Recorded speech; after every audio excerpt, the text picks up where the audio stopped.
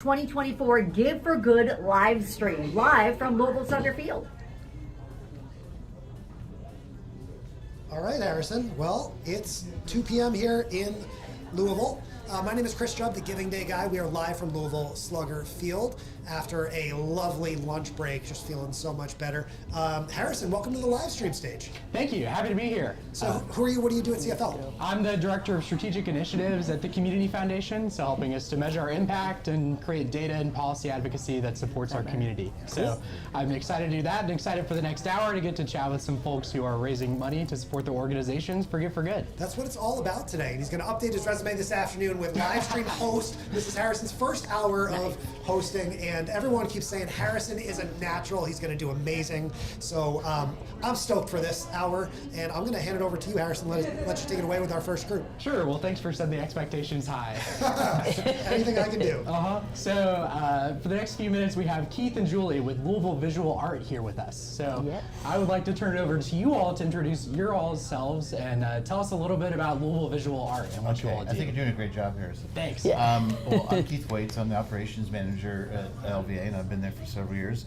So I'm staff. Julie is on our board of directors, but she is also a parent of students in our program. Our big story this year is that our children's fine art classes started in the school year 1924-25. So this is the centennial of our visual art education program, which is the finest visual art education program in the state. And a lot of things are going to be happening in May. We're going to sort of finish out the school year with some special events about that centennial, but we're actually celebrating it the whole school year. And Julie can tell you about her direct experience with her kids in the program. Yes. Yeah, well, please. Absolutely. Well, it's a pleasure being here today, and I really want to emphasize how strong this program is. I mean, not only has it been around for 100 years, but it is still thriving after all this time. It has not waned once. So having a daughter who has gone through the program, having a godson who has been through the program, the teachers are amazing. And I don't say that lightly. They really take a hands-on approach to help these students or these children find space to use their creative voice. And I think in this day and age with so many distractions, there's technology, the kids are going to a million different activities. So the ones who really have a strong creative voice need time and support to nurture that. And that's what these classes do. And I've seen my daughter build so much confidence in who she is as a creative soul. And I think all of young people start out with a creative soul. And I mean, I personally believe adults have creative souls too that never fade, but we just have to have space to nurture them. So I know my godsons really enjoyed the classes. I have sat in the classes, I've met the teachers, and they truly just love watching these young creative minds grow and flourish. So, Harrison, before we keep the conversation going, off to a great start, let's take a look at the video that they sent over. Great. Let's see it. Okay.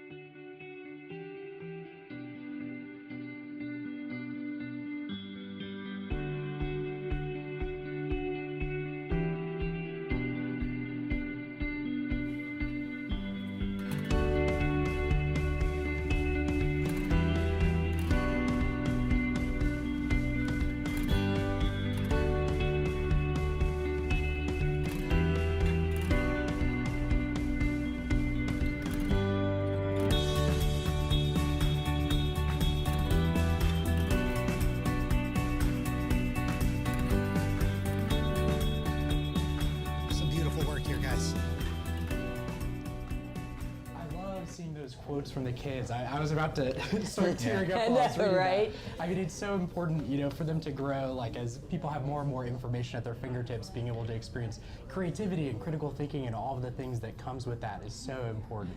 Yes. Right, and I mean, experts will tell you, an arts rich education is a benefit not just to artists, but to people in all sorts of walks of life. We have a former student who is now a medical professional, was one of our top students, was in the program from you can be in the program from 9 through 18. She was in the program through 9 to 18. And I think that illustrates how it can be the foundation for any sort of career. I also want to make sure that we mention there's a woman named Wilma Bethel. This is a 100-year-old program. She has actually been teaching for us for 52 years. Wow. She taught for the JCPS, and she's retired, but she continues to teach for us and continues to be a profound inspiration for all of us as well as her students. It's incredible to have a 100-year history and have somebody who's been there for most of that ride. Yes. And she's still going strong. So tell us for today, what will people who are viewing this live stream, what would their support help you all do with Louisville Visual Art in the program? Expand the program with new locations. The high school program has a tuition base. We're looking to grow a really robust scholarship program for that level, which is 14 through 18. A lot of our efforts in the spring, the fundraising efforts in the spring, are going to be geared towards that. But just the continual support of this program. These kids in the elementary and middle school ages are not paying a tuition, and they're recommended in by somebody, ideally an art teacher, but maybe another teacher or another education professional, so that we're identifying kids who have the above average skills and the motivation to do a program outside of their normal school hours. That's awesome. I hope you all have a great day today on Gift for Good and are able to expand in that way. Obviously, you all have a lot to celebrate, and I hear you'll have something coming up in the spring. Yes, we are going to have a birthday celebration, both a fundraiser and just a celebration with children's fine art class families and the students. So we're very excited about that, and I can't think of a better cause because, education, helping kids to just, like I was saying before, just blossom and grow creatively, and it helps them have those transferable skills that I feel like it's so sought out as they move further on into their education.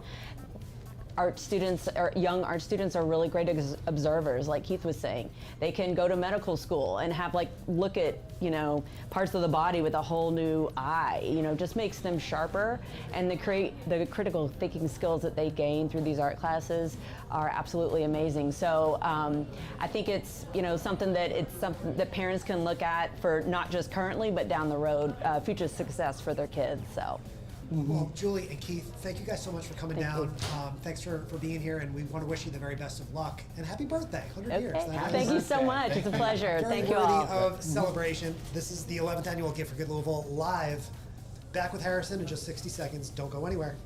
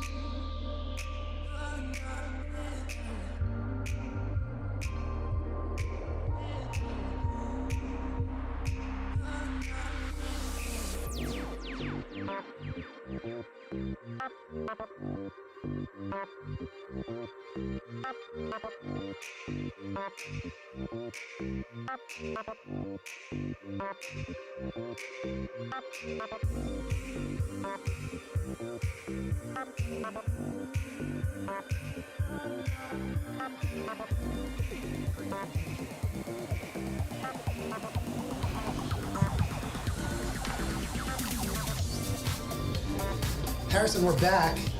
It is the 11th Annual Gift for Good Louisville Live. We were just saying during the break there, big number so far for year 11. I see almost 5.5 million floating above your head. That is amazing. Let's get a little round of applause here. Almost $5.5 million so far today, and we are rolling on with our 2 p.m. live stream. Harrison, who we got? We have Mo and Clifton here with Molo Village CDC. Happy to have you all here, and thanks for joining us. Thank you. Yeah. Thank you. Could you all please tell us a little bit about yourselves and Molo Village?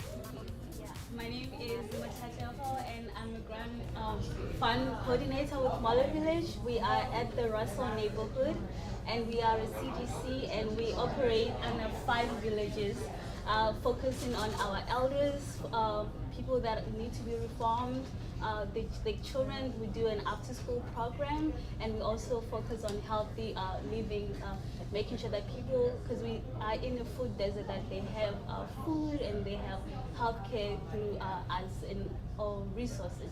Absolutely.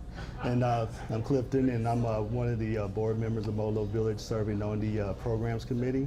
And to Mo's point, it's a grassroots organization. Our mission is to transform lives, empower individuals, and to renew the community spirit through education, advocacy, and community service. And those 5 villages that Mo spoke to are definitely at the heart of what we do, with the Russell community being one of the poorest, not only in Louisville, but in the state of Kentucky. So that's why we feel like we're relevant and we need a lot of support. Harrison, let's take a quick look at the video that these guys sent over. We'll keep the conversation going. Great. The day is here. It's the day that we begin the Give for Good campaign, and we are so excited that you have joined in to give to Molo Village. And so we are looking forward to your giving all day long. We ask that not only that you give, but that you provide this link to your family and friends so that they can contribute to this worthwhile project as well. Molo Village provides services to people in the Russell community, and we need your help. So once again, today is Give for Good, and we hope that you will make us a donation, no matter how small it is. It will help us to meet our goal to provide services in this community. I love hearing from Reverend Ferguson because she's such a force of nature to help bring Molo Village to our community. Very much so. Very much so. And I love what you said about the 5 villages, that you all are really, serving all parts of the community. Yes. Can you tell us a little bit about the services that you all provide or the ways that you all work with residents? Yes, our mission is to make sure that the family unit is healthy, not just like one part of the family. So we focus on our elders, our seniors. They suffer from a lot of loneliness and sometimes even abuse and food insecurity. So every Wednesday they come in for a hot breakfast and also for an opportunity to have fellowship and activities. And we have been so fortunate to have different contractors come to do like physical activities, self-defense, and there's so much life in them after that. Yes. And then we do have an after-school program Monday, Wednesday, and Friday for the middle school age children. And then that is focused on making sure that after school they still studying financial literacy, and like the reading is up to date, because there's a lot of things that are happening in the house, so it's a good opportunity for them to be children for a little bit longer and to have a meal. Like a lot of our services focus also on the meal, and you can talk about that too, Kare. Sure. And Dare to Care, which happens to be an employer of mine, actually provides food to our food pantry there, which we're able to serve residents in the community. They might even come outside of Russell to receive food. And just kind of going back to some of the things Mo said, so those 5 villages we have, the Isiduku is for our seniors, the services there, and then we have the Empower Village, which deals with the financial services that we offer in terms of credit building and home ownership. Also, we have the Restore Village, which is our reentry program, and I happen to lead the men's group that often come through transitional housing for those who are waiting for parole. And then we also have the, what's the other numbers? Oh, Healthy Village, sorry, which obviously speaks for itself. So we want to make sure that we have healthy services to meet the community's needs. Yeah.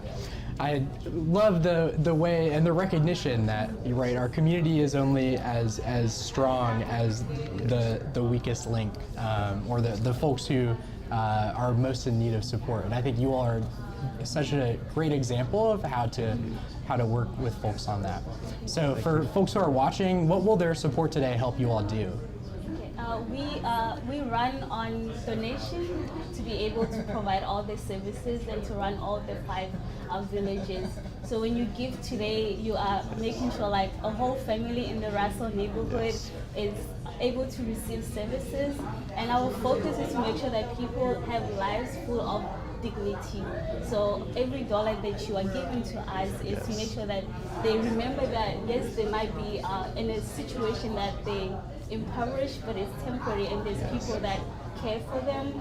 And so please do give Yes, so that please. we Please, can yeah. keep our doors open and make sure that we are continue to serve the community. Yes. And then the other thing is every time we get donation, like a family improves their lives, so they're Absolutely. not stuck in a situation where they continuously need our help. They are able to get educated, find ways to better their lives.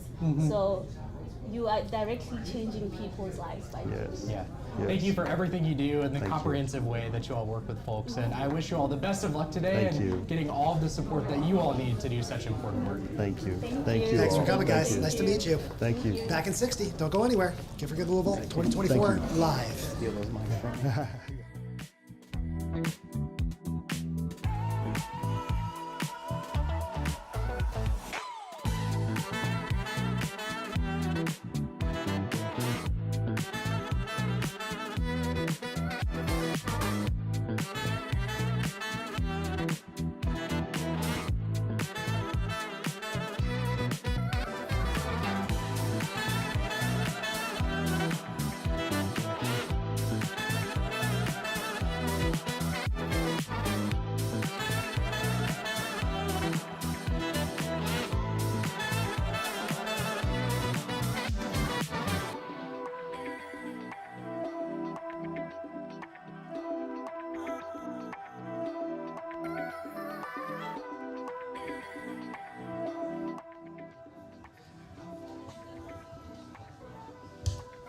Welcome back to Louisville Slugger Field.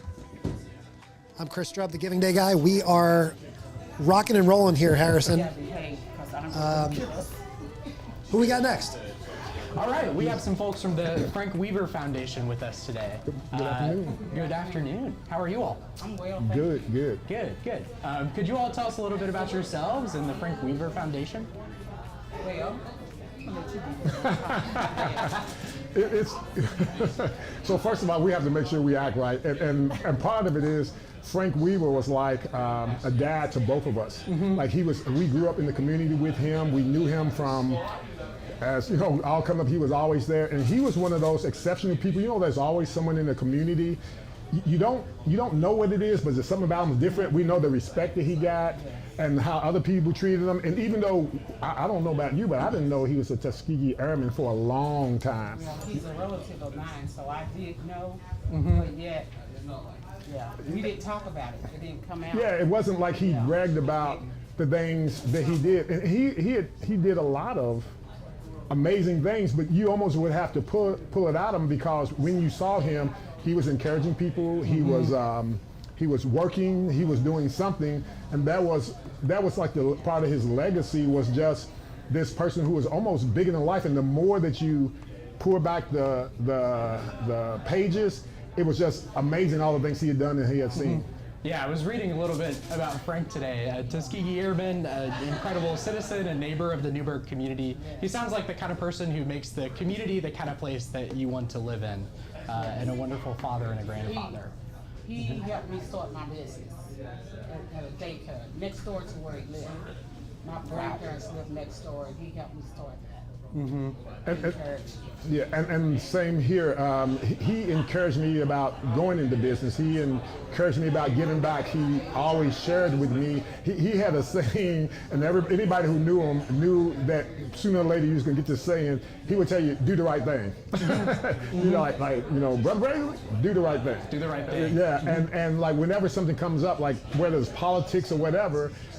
He had like such a simple wisdom that you could digest, and so like you just felt like you knew him forever. Like you meet him for a few minutes, but the way he would respect you and talk to you, and then there's always usually something about there was an encouraging word, like man, get your education, get your sleep, don't work to do this. I mean, it was something encouraging. So the Frank Weaver Foundation is trying to continue his legacy of doing the right thing and building community. And can you talk a little bit about that and what you all do? Well, with the foundation, what we're trying to do is raise money to be able to give to children and youth that want to either start their own business, or scholarship 4.0, or even as low as 2.5.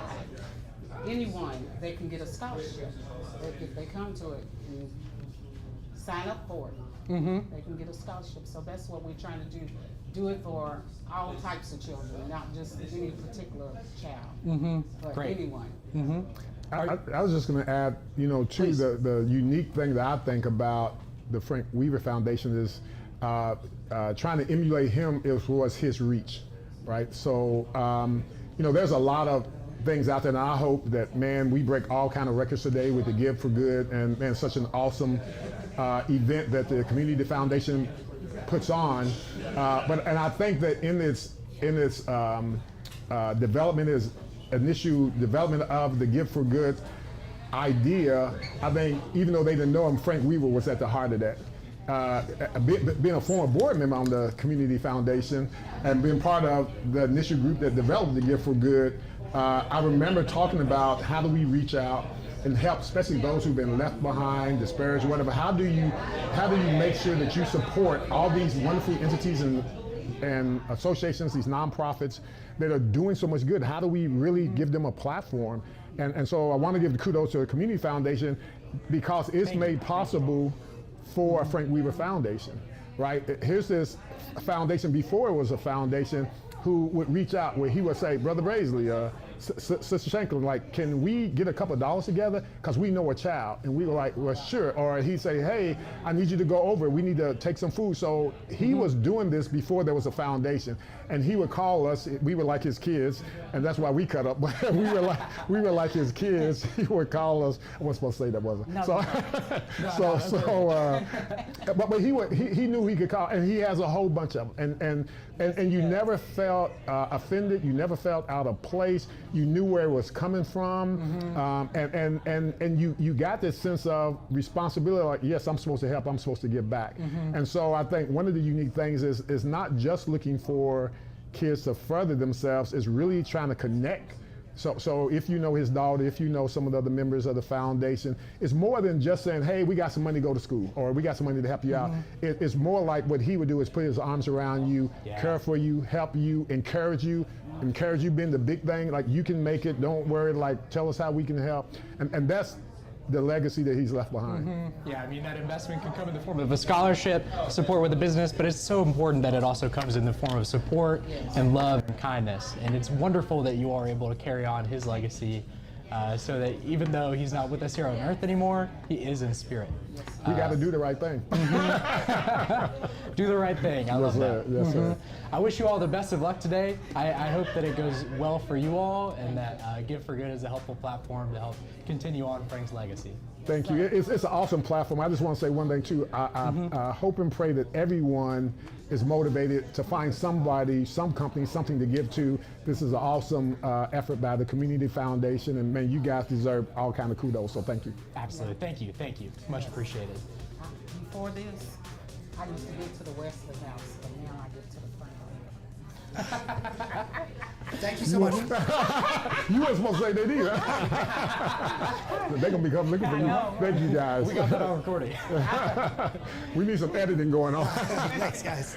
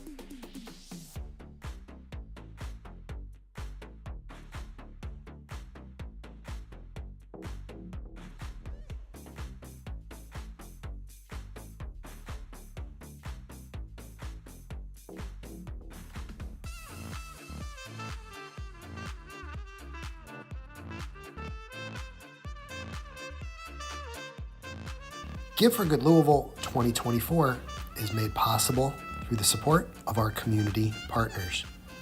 Our premier prize partner is the Sam Swope family. Our presenting prize partner is Churchill Downs. Our prize champions are Derby City Gaming and Hotel and William O. Alden Jr. Our prize leader is the Caesars Foundation of Floyd County. And our prize advocate is the LG&E and KU Foundation. 2 mics right now, yeah. Pardon me. No, you're fine. Do what you gotta do. All right, Harrison, we're back. Great, welcome back. This is the 11th annual Gift for Good Louisville Live. You can see that number up above my head there, Harrison. You want to read that for me? You see that? $5,553,367 raised. Boy, we are already blowing past years gone by worths of giving days, and we've got plenty more time to go, and plenty more worthy causes to hear from, like our next group that's lined up here. We're going to get them all in frame here in a second, but we've got... take it away, Harrison. Yeah, we have Kelsey, John, Mark, and Jay here with us from the Healing Place, who's participated in 16 years of giving days with the Community Foundation. So I'm sure there's more stories than Chris and I can pull out of our hats. But you all are with us today from the Healing Place. So can you introduce the Healing Place to us and tell the viewers what the work is that you all do? Sure. The Healing Place is a addiction and substance abuse recovery center. We offer services like detox, long-term residential, short-term residential, emergency overnight shelter, all at no cost to our clients. And we have been actively participating in the community for 34 years. Jay Davidson has been with us the whole time. And we hope to serve over 10,000 individuals each year. So yeah, we're here to gain some support and let people know about our cause. Yeah, our mission is to reach the addicted, provide an innovative program of recovery, and restore them to meaningful and productive lives. And when we say meaningful and productive, we mean not just working and having family, we mean they're enjoying the spiritual quality of life, being able to enjoy the opportunity to give back to the community and be the best mothers and fathers, sons and daughters, best employees, best students, best community volunteers giving back to the community. Those are the alumni that complete the program at the Healing Place. That's wonderful.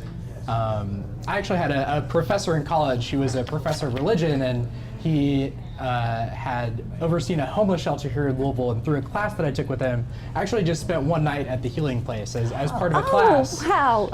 And you know what was so powerful to me was speaking with folks who were going through the program and learning how meaningful it was to them. But also, you know, Louisville is such a small town. And what stood out to me was so many people were able to say, the first person I met when I walked in the door said, "Oh, my sister goes to college with you. I bet you know her," and I did. And addiction is an issue that affects every single part of Louisville. You know, could you talk about who walks through your doors? Well, the numbers are... So we had over 7,742 unique individuals come through our doors last year. We'll serve nearly 1 million meals out of our 2 soup kitchens, and we provide emergency overnight shelter to over 50 people every single night.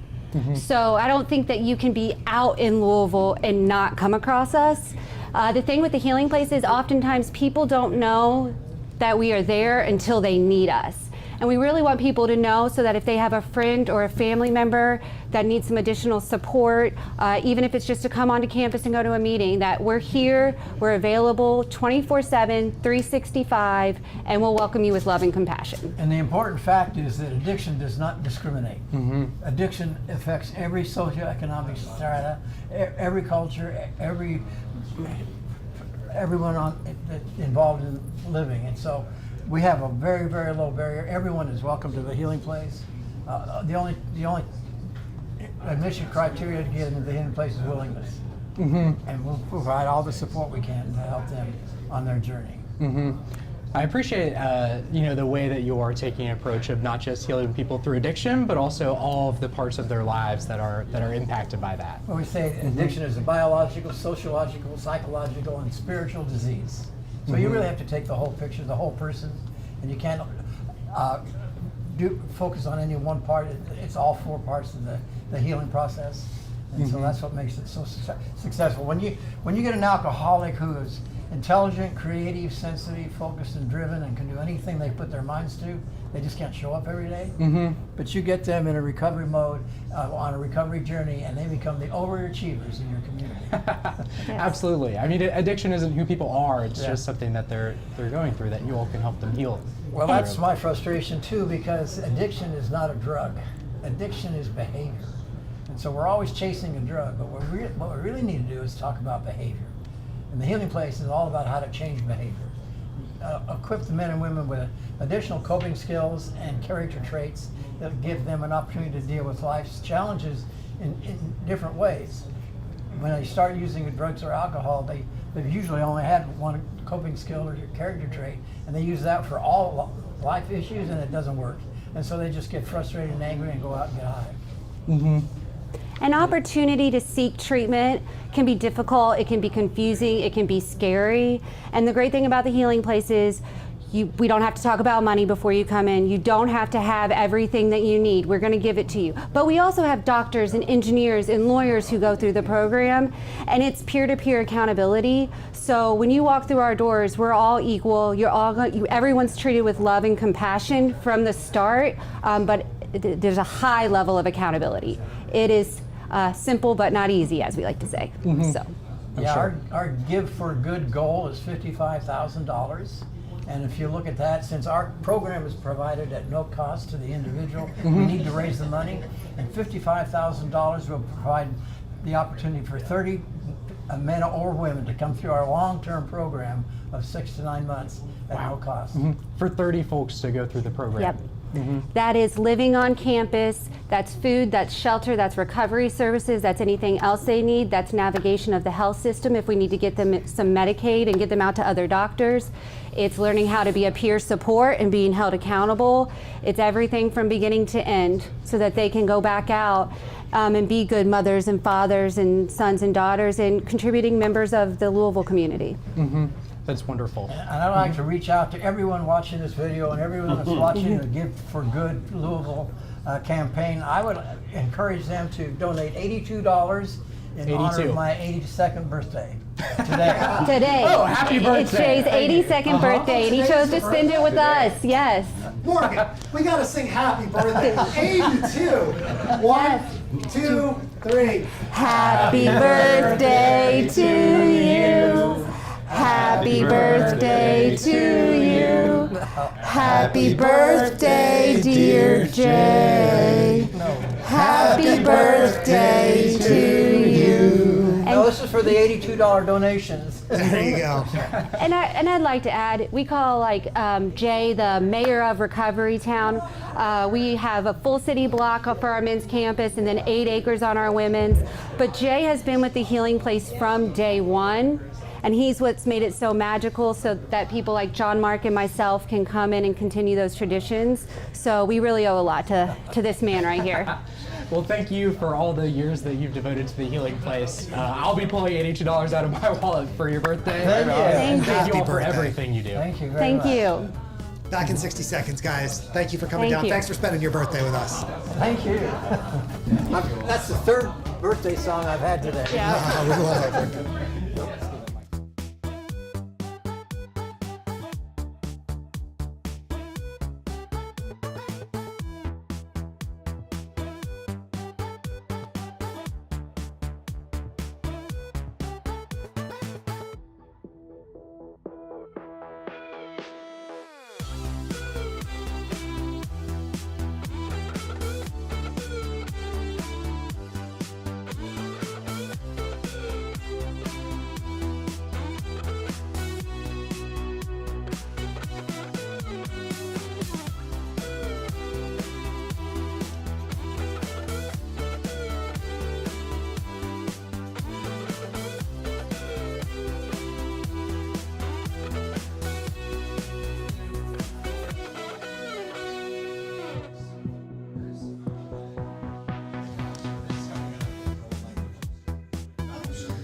All right, Harrison, we're back.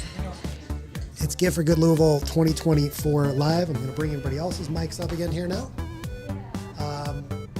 Our next group is a very special and very, very impactful group all across the community. If you live in or around Louisville, you're sure to be familiar with them. And we have got Jeremy from Metro United Way here, Harrison. Mm-hmm. Great. Thanks for being with us today, Jeremy. Thanks for having me. As far as giving days go, I think this is a line of work that you all are very familiar with, but you all do so much in our community. So, could you tell us a little bit about Metro United Way and all the different things that you all do for Louisville? Yeah, well, how long do we have?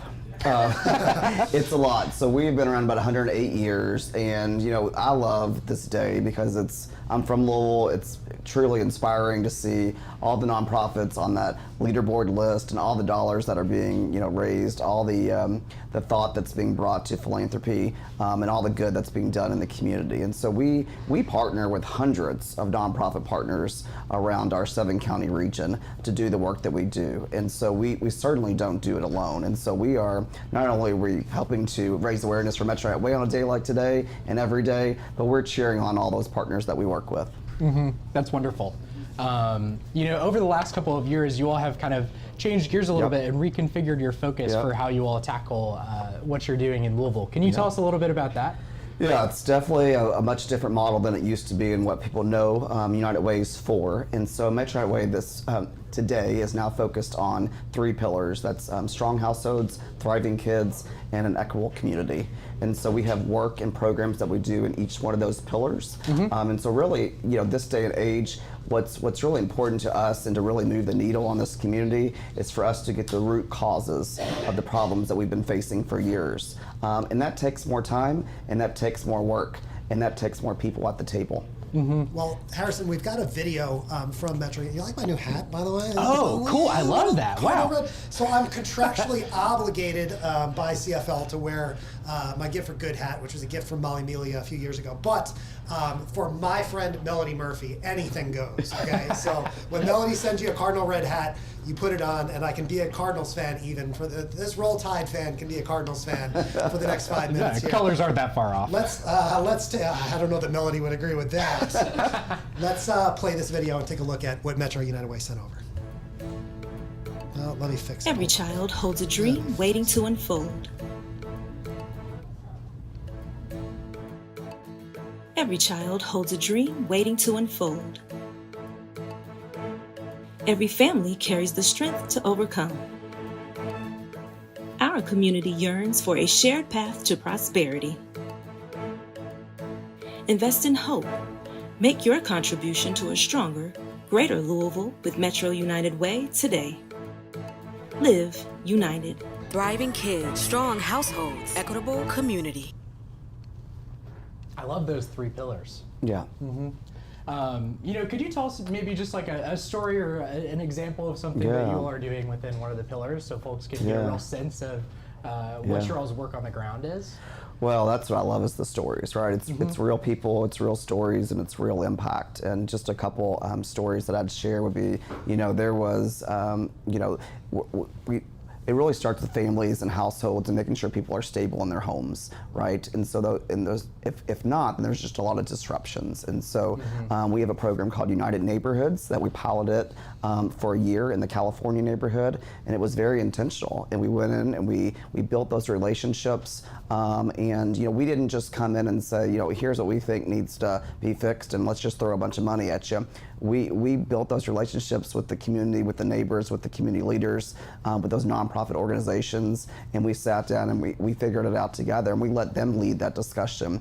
And they were able to then form a committee and vote on what they felt like was their biggest critical needs at that time. And what came out of that the first year was about a $500,000 investment into homes with our partner New Directions that we were able to keep mostly seniors in their homes because there were major repairs that had to happen that they couldn't afford. And so those spanned across mold or structural damage and many other reasons. And so being able to keep those folks in their homes obviously is wonderful for them, their families, generations to come, but it also means a lot for the neighborhood. Yeah, that's wonderful. And you all are in such an incredible position to be both rooted in community and to bring all of these community resources to help support community's vision.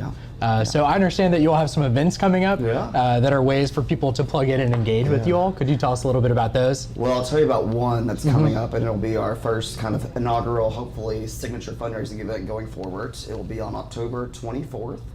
It will be called United Spirits. It's going to be an elevated bourbon fall festival at the beautiful and stunning Progress Park, which if you have not heard of Progress Park or seen Progress Park, it is one of the most best kept secrets in Louisville. It is over by GE Appliances in the Buchel area.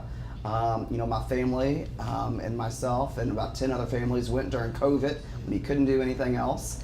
And we went and we spent a weekend there, and they have these wonderful Airstreams that sits on a body of water, and all kinds of things for the kids and families to do. It's like you're at the lake 3 hours away, but you just drove 15 minutes. Wow. And so that's where it's going to be, an indoor-outdoor type thing, but think very rare bourbons, very elevated, high experience, s'mores experience, very good chef-prepared food. So it's definitely, I think, something that folks are going to want to check out. Okay, yeah, my birthday is October 23rd, the day before, so I know what I will be asking all of my friends to get me for my birthday present that day. Well, tickets are on sale. Okay, great. I hope that today is a wonderful day, that you are able to get a lot of support to help you all with your important mission. Yeah, well, we appreciate you all providing this platform for not only Metro United Way, but so many other organizations that are doing such good work in our community to come and share more about that work. We were so humbled and thrilled to see you guys come on the live stream here today. I know it's a very busy day, busy morning, busy afternoon with all the work that you guys are doing. So to come down, make some time for us means a lot. And so we wish you the very best of luck today, and go Cards. How's that? Melody's texting me now too, so she made me say that too. Thank you so much. Gift for Good Louisville 2024 continues in 60 seconds. Don't go anywhere. Right. Thank you, Jeremy. Thank you. Appreciate it.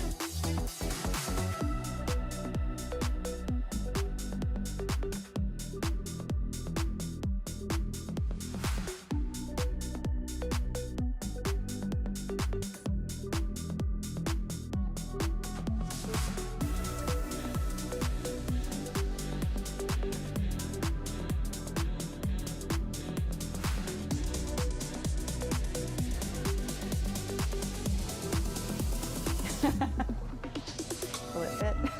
Harrison, it's the 2 p.m. hat party here at Louisville Slugger Field. We love having fun with these streams, even when the headphones don't fit over our hats. So You look like a DJ. let's meet our next organization here and learn the story behind the hat connection.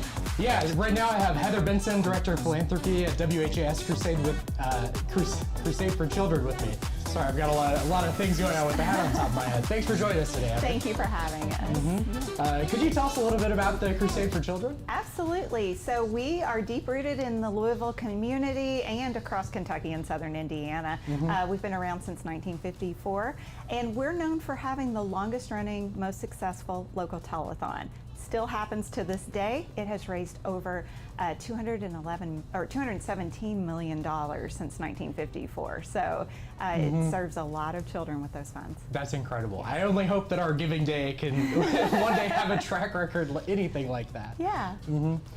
So tell us a little bit about the causes that you all work Sure. for. You all are helping children with special needs. We are. So what we do is all of the money, 100% of what we collect, is reallocated in the form of grants to schools, hospitals, and organizations.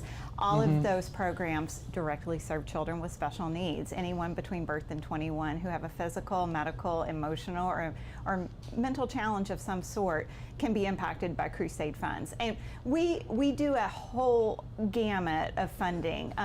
We fund therapists' salaries, special education classroom materials, life-saving medical equipment at the local hospitals, programs for summer camps for children with cancer, accessible playgrounds. We kind of do it all. Anything that can directly impact a child with a special need, we are interested in. Yeah, and I mean the ability to play on a playground that meets your needs, to be in a classroom that meets your needs. I think a lot of people and parents and kids take for granted. Right, and when you have a child with special needs, you just want them to be a child. And unfortunately, sometimes there's barriers to that. So we try to break those barriers down. For the playgrounds, for example, the ones we fund have specialized flooring that a child in a wheelchair can roll out onto and go up a ramp and play with their peers. So that's really important for them to be able to just be a kid. Yeah, that's wonderful. I mean, my favorite part of the playground was always kind of on top of something. So, Yes. you know, to be able to let every child experience that part of the playground is so important. So Harrison, let's pause here for a moment and play the video that they sent over and take a look at some of this work as well. Great, let's see it.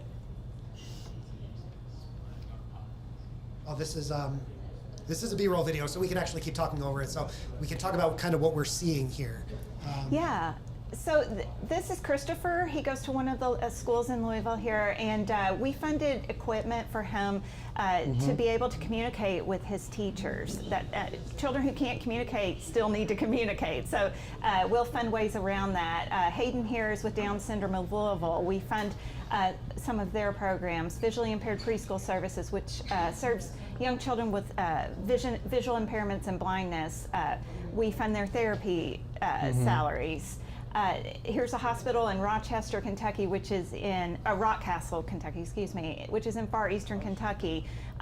They're the only vent hospital for pediatrics in Kentucky, and we fund that equipment, and that's life-saving for those children. So there's a camp right there near Bowling Green. That was just a few weeks ago, and kids from Louisville can go to that camp, and that was a wheelchair-specific camp for children to go and swim and bowl and do canoe, things that they may not be able to do on a typical day. So we fund that. That's CCK down in Scottsville. Oh, that's wonderful.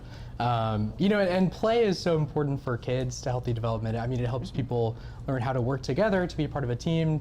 It's something that people carry through their lives. Absolutely. There's a lot of learning that takes place through play. That's why when you go to see a preschool classroom, the majority of the day is the kids playing, but they're learning at the same time.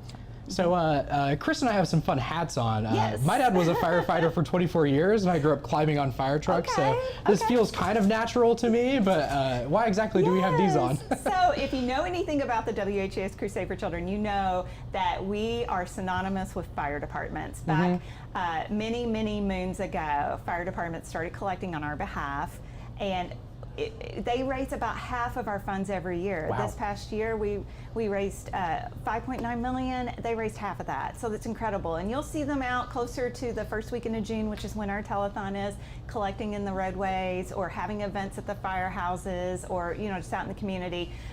They are our strongest supporters, and so we're just known as the firefighter nonprofit organization, and we really appreciate them. So that is why you're wearing a fire hat. Yeah. I'm sure we won't come close to competing with the firefighters, but for our support today and our viewers' support today, what will that help you all do? So we want people to know that the Crusade for Children is a year-round entity. It's not just one weekend a year. So events like Give for Good Louisville give us a platform to get that word out, and we're already collecting for next June's telethon. So what you donate today will show up on the tote board on June 8th, and 100% of that will go back out into the communities here in Louisville Metro and help children with special needs. Great. Well, I wish you all the best today. It sounds like any donations today can show up on 2 leaderboards for the price of 1. Yes, 2 for 1. Thank you for being with us, Heather. Thank you. Back in 60 seconds. Thank you.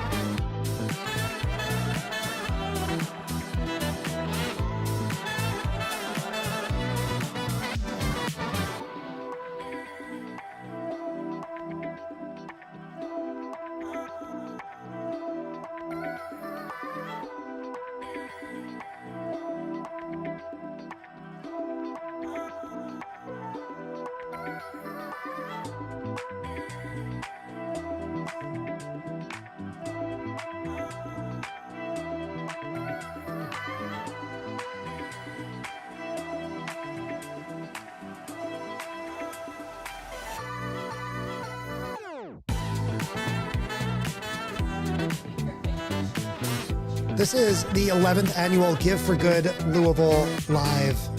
And we are working with the props department here, the 2 p.m. hour. We've got our friend Jeremy from No Kill Louisville here. Let me turn the music down, the mic's up. It was a long day here. Thank you guys for watching. Jeremy, welcome to Louisville Slugger Field. Thanks for having me. And thanks for being here. Let's kick things off. Tell us, what is No Kill Louisville? Well, we're a local animal rescue. We've been around coming up on 15 years now. Our focus is on reducing the population in the local municipal shelter in an effort to try to end, killing in the shelters for time and space, which is a problem everywhere, but it tends to be unseen. So the focus of our rescue orbits that purpose. We run a pet food bank that distributes food on a monthly basis to low and no income families who might be facing a situation where they would have to surrender their animal to the shelter. And that also gives us an opportunity to help facilitate spay and neuter as part of getting the assistance. And then that is an investment going forward to prevent the population problems that we deal with. Yeah, I was reading about your all's organization online, and I mean, people's pets are a part of their family. Yes. So the work that you all do to keep families together and furry family members in homes is so important. It's not an inaccurate way to put it. Yeah. So tell us a little bit about what you are hoping to build out through your program and the way that viewers support you today. Well, there's always a desire to have more volunteers, particularly when it comes to fostering. In order for an animal to leave the shelter that hasn't been adopted, it has to go somewhere. Yeah. So foster homes are the practical capacitor that allows us to do this. Things got kind of awkward with COVID when that came up, both in good ways and bad ways, because the shelters kind of got emptied. People, went and got pets. And then people were kind of nervous in social situations. So that had a disruptive impact on the volunteer scene in general. And then of course, as that started to wane, shelters started filling back up. So now we're back in the heat of that, where they're just overpopulated and we're having to deal with that. So it sounds like for folks who are watching, they can support you all today through Give for Good, but also could become foster parents to a furry friend? More than just fosters. We could have, we have the pet food bank itself, and volunteers for that are always welcome. It's a lot of lifting. It's not a big commitment, but it is one that we always struggle to, not necessarily struggle, but we try to stay keen on having volunteers lined up. You never know who can't make it, and slots need to be filled. The foster adoption's a big one. Donations always is something that goes without saying with any nonprofit organization. We're all volunteers, nobody's getting paid, all the money's going back into the resources that allow us to do this. So that's always going to be an ask. Yeah, absolutely. And you all are a no-kill shelter, right? We're not actually a shelter. We're an all-volunteer foster-based rescue, that also does the other things, but we don't have a shelter ourselves. Right, we try to work closely with other rescues and with Louisville Metro Animal Services, and kind of have a cohesive, community going on as much as we can help cultivate that. Because each group has a different focus. And working together has been very, very, very good for everyone. In terms of, what's another good one that we want to bring up? She doesn't know. We do have some animals that we're trying to find homes, or at least temporary fosters for, so that we can, pull more from the shelters or give others homes. Yeah, I see you have some pictures there for us. Where's my monitor here? We got this guy. Oh, Goofy. There we are, yeah. Oh, look at those eyes. Yep, he's about a little over 2 years old. Great dog, not the best with other dogs, but we've got some, that's not uncommon, actually. Oh, that tongue hanging out is just adorable. So we're trying to find him a home or a temporary foster. We have these. Right behind you? Yeah, might have to go the other way. Zoom back out. To the left, to the left, to the left. Yeah, 3 kittens right there. Okay, there we are. Yeah, these are actually 3 that we're fostering. These were bottle babies, which are situations where they can't survive on their own, and somebody has to manually care for them in their early weeks, very much. There's 2 males and a female. We named, and there's another 3 that are in another home as well that we don't have a picture of. But they all look very similar. These are named after nuts, so we've got Brazil, cashew, and almond. Oh. And Brazil is the female, and I, looking at them, cannot differentiate who's who. But they're very sweet, and they just need to be spay neutered and vaccinated, and they're ready to go. They're about 8 weeks old, and we might keep one. I'm not a cat person, but they're pulling at my heartstrings right now. If I weren't allergic, I would take them off your hands. Yeah, they're very, very sweet. He always wants to keep one. Just one. Yeah, foster failures are the best adoptions. Our props department recently was a foster failure, so. Yeah, they're our favorite. They work out well. Yeah, that's wonderful. How many animals are you all coordinating homes for at the moment? I'm not sure what last count. I'm aware of, these 4 in particular by name I know of. How many do we have total? It varies. It comes and goes. 15 or probably, yeah, 15, 16 probably. But it does vary because some will get adopted, a new one will come in, or there'll be one that's moving from a foster to another foster. So unless you're directly involved in that part of it, it can be hard to stay on top of it. But yeah, 15, 16, somewhere in there. Yeah. Hopefully more soon if people want to, help us out. Want to support? Yeah. Yeah. Absolutely. We would love to have you.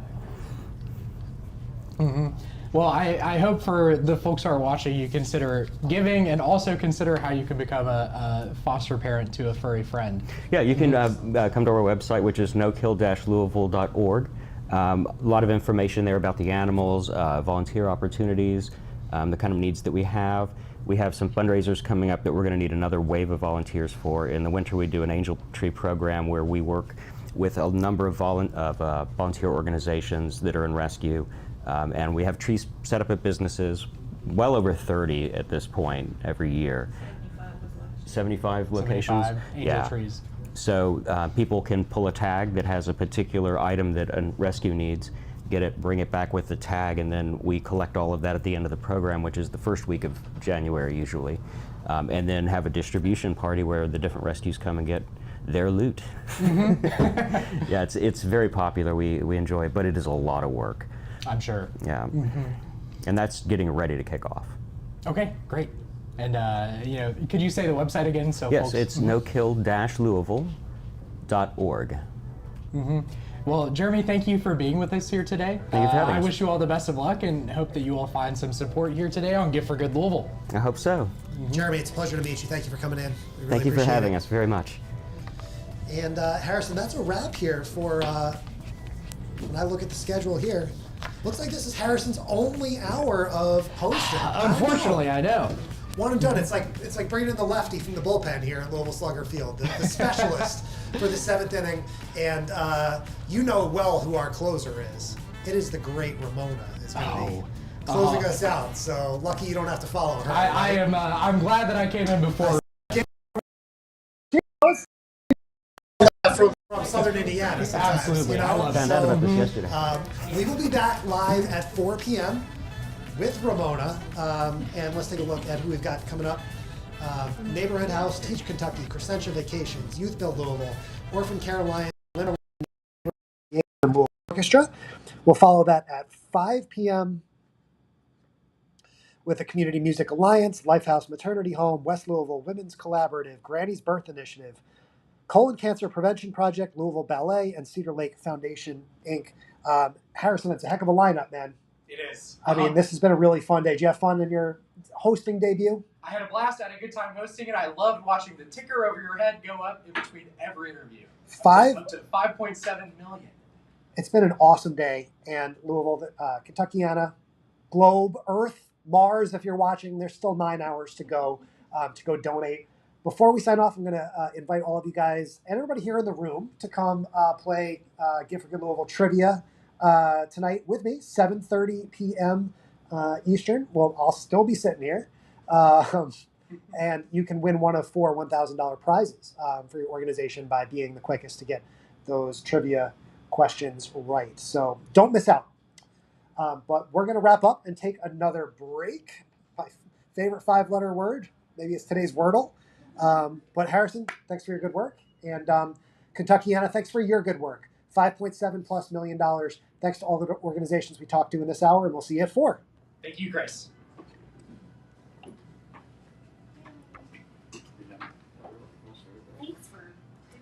by the way. That was Great job, Chelsea. Thanks. I realized what meteorologists go through. It's like, what?